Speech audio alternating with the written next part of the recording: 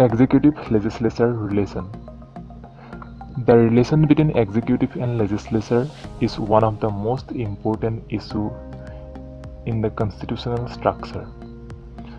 Though Montesquieu and Blackstone maintain that three organs of government should be kept separate, but such strict separation is neither desirable nor practicable, because the government is an organic unity. Therefore, executive and legislature must work in cooperation and collaboration. One of the key variables in explaining the relationship between executive and legislature is the distinction between parliamentary and presidential system. Now let's talk about parliamentary system. In parliamentary system, the executive is drawn from the party or coalitions of party that hold a majority of seats in one house of the legislature. A prime minister leads the executives and appoints members of the cabinet. Therefore, executive is a collective body in parliamentary system. When we discuss about the relationship between executive and legislature under this system, we see a relations of control between them that can be enumerated as follows. Legislature controls the executive. First, in a parliamentary system of government, legislature controls the executive through a vote of no confidence. Interpolation, asking questions, and adjournment motion. The life of the executive depends upon the will of the legislature. The moment a cabinet or executive loses the confidence of the majority in the legislature, it is liable to thrown out of the office. Executive control over legislature. Just as legislature, the executive also controls the legislature in many ways. The chief executive head in all parliamentary government has the power to summon or prorogue both houses of the legislature. He may dissolve the lower house and can order for fresh election. Number 2. A bill passed by the legislature cannot become an act unless it has been assented by the chief executive head. Number 3. He may issue ordinance. Number 4. The executive head may address the legislature at any time, and the session of the legislature open with his speech. The executive exercises the power of delegate legislation. The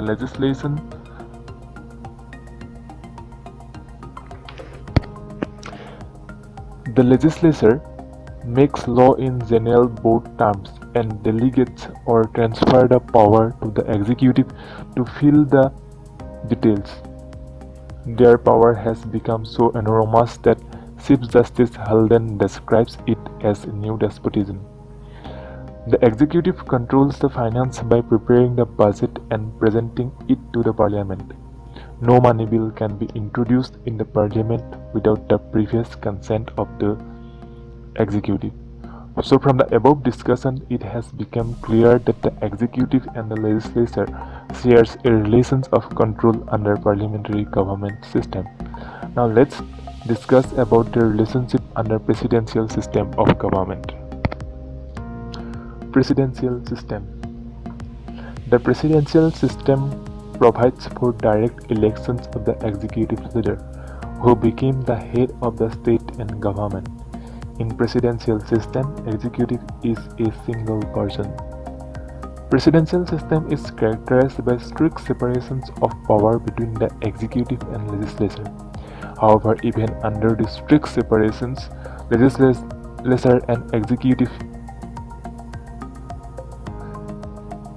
share some relations. For example, the Senate of the USA shares with the President its power of making appointments and treaties. The US President is not only the chief executive but also the chief legislature. The executive formulate, initiate and explain legislative and financial policy and urge the parliament to accept it. Trends that has weaken the relationship between the executive and the legislature. Number 1. Civil service reforms. It is argued by many scholars that the civil service reforms in many countries since 1980s have weakened the relationship between the legislature and executive. After these reforms, new institutions at the intergovernmental or supranational level such as World Trade Organization, G8 and European Union have created new arenas within which the executive can operate relatively independent from the legislative inspection. Number 2. Media influence. Media influence have also led to the weakening of executive-legislature relation. Media makes sure that the legislature no longer play a role in educating public opinion. It looks to executive leaders for their soundbite and photo opportunities, eschewing the complexity of legislative process. Number 3. Plebiscitary democracy. It has further weakened their relations.